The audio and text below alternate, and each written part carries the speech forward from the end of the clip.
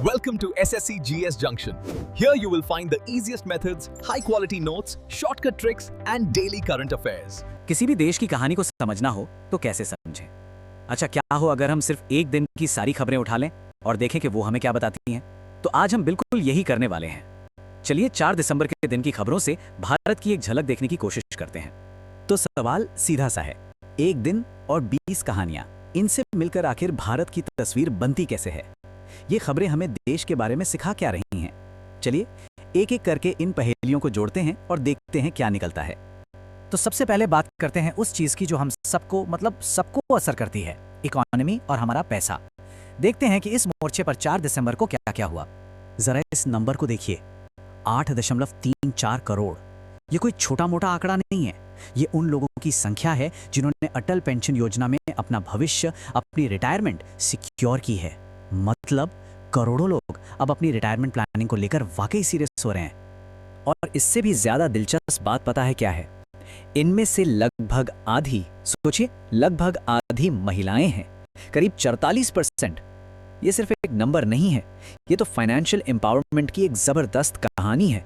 मतलब महिलाएं आर्थिक तौर पर अपने पैरों पर खड़ी हो रही हैं। अच्छा, अब आते हैं रिजर्व बैंक पर।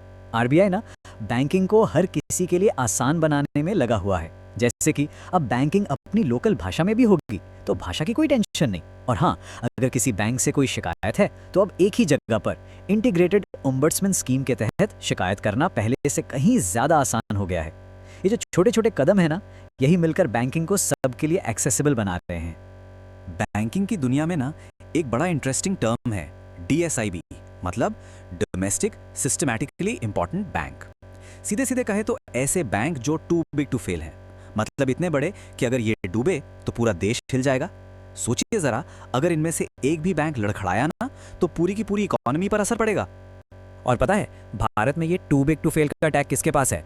सिर्फ 3 बैंकों के पास, SBI, ICICI बैंक और HDFC बैंक। और अच्छी खबर ये है कि इन तीनों ने अपना ये स्टेटस बनाए रखा है। इसका सीधा सा मतलब ये है कि देश का फाइनेंशियल स्ट्रक्चर मजबूत है और इन बड़े बैंकों में हमारा आपका पैसा सेफ है। अब बात छोटे बिजनेस की, उनको भी सपोर्ट मिल रहा है। एक तरफ तो MSMEs के लिए नए डिजिटल लोन मॉडल आए हैं ताकि उन्हें पैसा आसानी से मिल जाए, और दूसरी तरफ तमिलनाडु के 5 और लोकल प्रोडक्ट्स को मिला है GI टैग। ये GI टैग ना एक तरह से गारंटी है कि ये प्रोडक्ट असली है, उसी खास जगह का है। इससे वहां के कारीगरों को एक बड़ा मार्केट मिलता है। ठीक है, तो इकोनॉमी से आगे बढ़ते हैं। अब जरा देश की सिक्योरिटी और गवर्नेंस पे नजर डालते हैं। देखते हैं कि इस फ्रंट पर क्या क्या हो रहा था। देखिए, किसी भी देश की ताकत उसके इंस्टीट्यूशंस और लीडरशिप से ही तो होती है। और 4 दिसंबर को कुछ बहुत ही जरूरी अपॉइंटमेंट्स हुई जो दिखाती हैं कि देश की सिक्योरिटी और फाइनेंशियल सिस्टम को और भी सॉलिड बनाने की कोशिश हो रही है। जैसे कि एयर मार्शल तजवीर सिंह, अब वो इंडियन एयरफोर्स में सेफ्टी और इंस्पेक्शन के हेड होंगे। मतलब हमारी हवाई सुरक्षा और भी टाइट। दूसरी तरफ विवेक चतुर्वेदी CBIC के नए चेयरमैन बने हैं, यानी GST और कस्टम से जुड़े सारे बड़े फैसले अब ये देखेंगे। ये अपॉइंटमेंट्स भले ही पर्दे के पीछे होती हैं, पर इनका इम्पैक्ट बहुत बड़ा होता है। डिफेंस के मोर्चे से भी एक बड़ी खबर है। भारत अपनी नेक्स्ट जनरेशन न्यूक्लियर पावर वाली सबमरीन INS अरिदमन को लॉन्च करने के बहुत करीब है। ये हमारी समुद्री सरहदों को महफूज रखने के लिए एक बहुत बहुत बड़ा कदम है। और इसी बीच इंडिया और मालदीव्स ने मिलकर एक जॉइंट मिलिट्री एक्सरसाइज भी शुरू की, जिसका नाम है इकोवेरिन 2025। इसका मेन फोकस है एंटी टेरर ऑपरेशंस और काउंटर इंसर्जेंसी की टैक्टिक्स शेयर करना। इससे दोनों देशों के बीच डिफेंस कोऑपरेशन और भी मजबूत हो रहा है। लेकिन इंडियन ओशन में एक नया प्लेयर भी अपनी जगह बना रहा है। रूस को अफ्रीका में अपना पहला नेवल बेस बनाने का ऑफर मिला है। अब सवाल ये उठता है कि इस बड़े जियोपॉलिटिकल मूव का इस पूरे रीजन की शांति और पावर बैलेंस पर क्या असर पड़ेगा।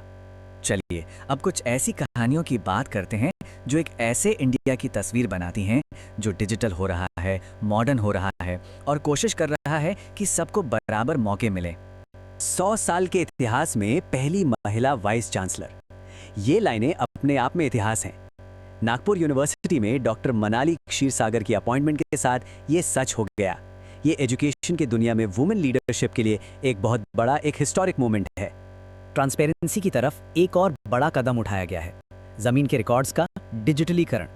चाहे शहरों में मैप एंड लैंडस्टैक हो या फिर कर्नाटक के गांवों में ई-स्वत्त 2.0, इन सब का मकसद एक ही है, जमीन के झगड़े कम हो और प्रॉपर्टी के पेपर्स एकदम क्लियर हों।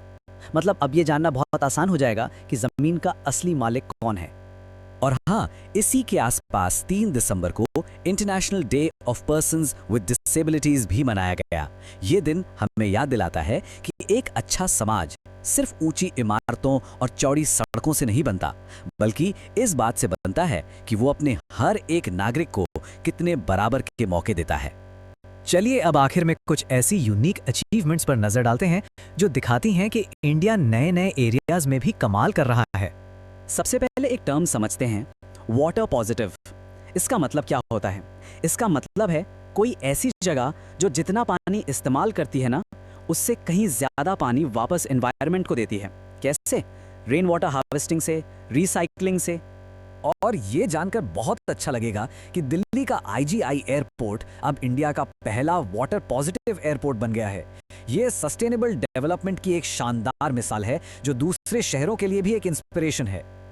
और इसी दिन नागालैंड में 26वें हॉर्नबिल फेस्टिवल की भी धूम शुरू हुई। इसे फेस्टिवल ऑफ फेस्टिवल्स भी कहते हैं। और ये हमारे देश की रिच ट्राइबल कल्चर और विरासत का एक बहुत ही कलरफुल सेलिब्रेशन है। तो एक दिन की इन सारी खबरों को जब हम एक साथ जोड़कर देखते हैं तो तस्वीर क्या बनती है?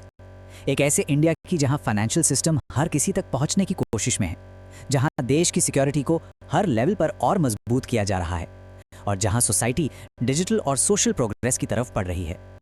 ये तो कहानी थी सिर्फ एक दिन की। अब असली सवाल ये है कि कल इंडिया की कहानी क्या होगी। ये एक ऐसा सवाल है जो हम सबको सोचना चाहिए। हमारे साथ जुड़ने के लिए बहुत बहुत शुक्रिया।